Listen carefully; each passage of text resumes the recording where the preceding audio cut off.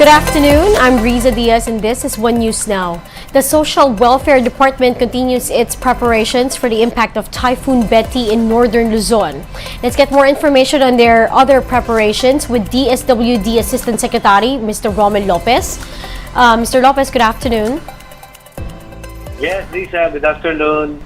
Sir, as of the moment, can you give us the exact numbers or figures as to the total number of evacuees and the food packs that have been brought to different areas?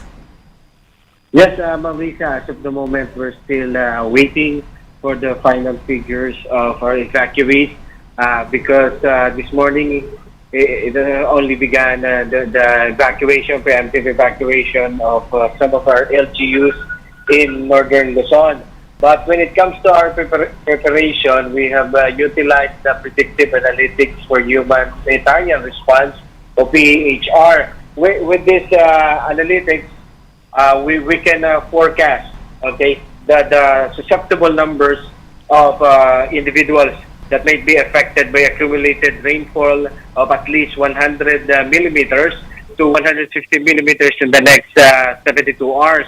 So now, using this PHR, we have identified Region 1, 2, 3, Calabarzon, Mimaropa, Region 5, Region 6, Region 7, Region 8, NCR, and Cordillera Administrative Region that might be affected by Typhoon Betty. That's why it's important to note that with these regions that I've mentioned, we're looking at around 5.5 billion number of individuals that might be affected, and we're looking at around 127,000 number of families that is really susceptible to the calamity. The good thing about this is, despite having 127,000 families that might be affected, in those areas that I have mentioned, we have already prepositioned 679,000 family food packs. So in case, we're not praying, in case that the situation might be prolonged, okay, we'll be able to give them enough, more than enough family food packs in case they need it. As like you mentioned, there is enough relief goods for that number of expected evacuees. How about the evacuation centers? Would we have enough to accommodate them? Yes, Marisa, based on tradition and historical data, we usually utilize adapted classrooms. But right now, because we don't want to prolong the effects of these calamities to affect the educational system, that's why we're asking our local chief executives or our local government units if we can also maximize those multipurpose building, multipurpose hall or court, so that we will not really affect the educational system when it comes to, in case the weather normalize, okay, we will not prolong the effect on our education system. Asek, just going back to the numbers that you were saying earlier, where have these food packs been pre-positioned, and what areas are you actually looking at that will be likely be needing a lot of help? Yes, right now, ma'am, we're looking at the areas of Cordillera Administrative Region, and we have pre-positioned 39,000 family food packs in that area, and we're looking at around 13,572 poor families that might really be affected. Then we're looking at around, in Region 1, we have prepositioned 48,000 family food packs. Then Region 2, Cagayan Valley, 81,000 family food packs. And then Region 3 as well, we have prepositioned 40,869 family food packs. Maybe many will be asking why we have identified a lot of regions, despite that we're looking at the trajectory of Typhoon Betty to affect extreme northern Luzon. But then we should also consider that it might affect, okay, our southwest monsoon or habagat. So this might result in heavy rains that might affect, of course, or might bring flooding and landslide. That's why we are looking into a broader picture now, and we're anticipating that this might affect Typhoon Betty, might affect also areas far from northern Luzon. As like with that being said, because as of the moment, from what we've gathered, we don't really feel the effect of Typhoon Betty just as yet. But what would your advice be for LGUs?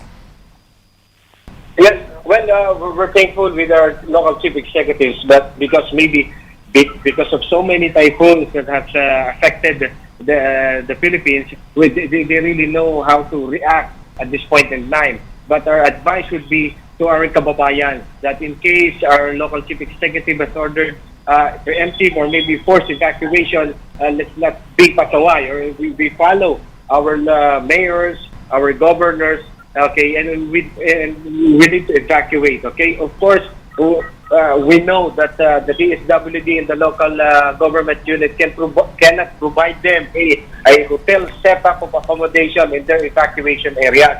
But if they stay in the evacuation centers, we're pretty sure that we can remove them from their areas that is most likely susceptible to landslide and to flooding. And we will try our best, just like what I mentioned earlier, our assets are ready. Okay, our family food bags are ready. So we will try our best to give them the semblance of normalcy in our evacuation center, while at the same time protecting them from any other hazards. Thank you for your time and sharing with us all those information. That's DSWD Assistant Secretary, Mr. Romed Lopez.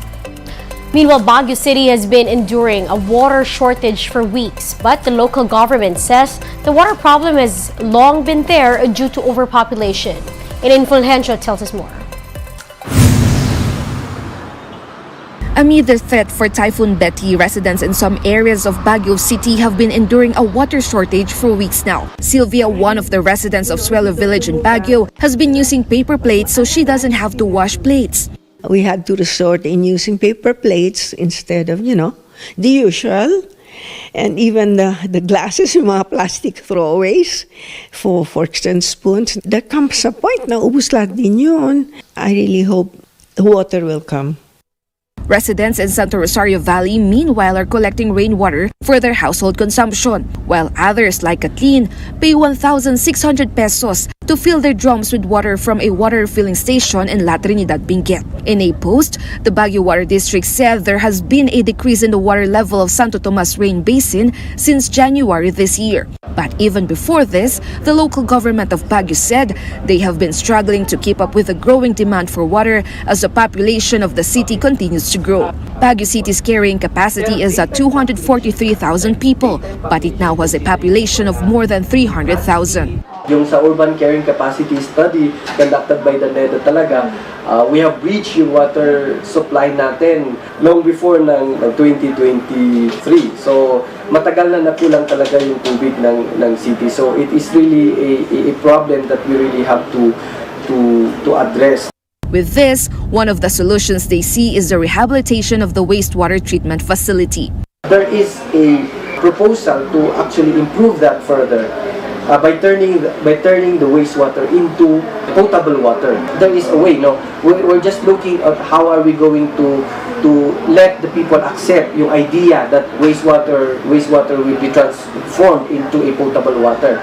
Will not necessarily siguro as a drinking water, but will be used for household use, like for example, washing of our clothes, paghugas ng sasakyan, yung mga ganyan. Gardens, etc. They also intend to obtain water from a nearby province that has numerous river water sources. Reporting for News 5, Elaine Fulgencio, We Are One News. The Philippine National Police will look into allegations of fake accomplishments of some of its personnel in order to get promotions. This comes after the National Police Commission or NAPOLCOM barred at the House hearing that some policemen write in fake arrest and accomplishment reports to increase their chances of getting promoted. PNP Chief Benjamin Acorda has since ordered a review of the PNP's policies on the matter. He also assured that the PNP will coordinate with the NAPOLCOM to make sure that the process for rewards and promotions are foolproof. We're pausing for a short break. One News, we'll be back with more stories after that. Stay with us.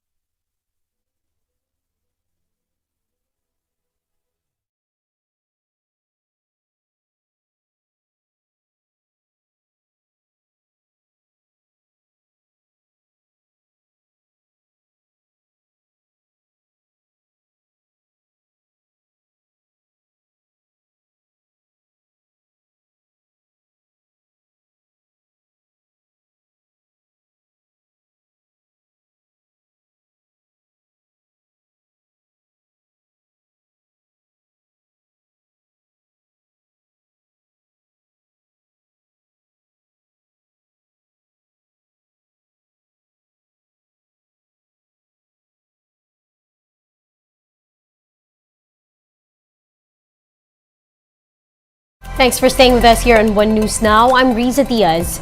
House Deputy Speaker and Pampanga Representative Gloria Macapagal Arroyo once again denied planning an alleged coup to oust Speaker Martin Romualdez, blasting reports that it, quote, had the blessings of First Lady Liza Marcos.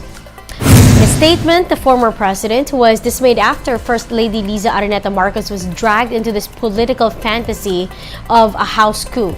This comes following reports that Arroyo had been duped by a lawmaker into believing that the First Lady backed the idea.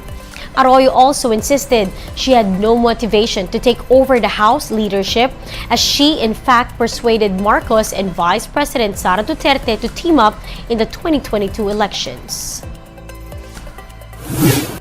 The Catholic Bishops' Conference of the Philippines takes blame for the court case against Father Winston Cabading.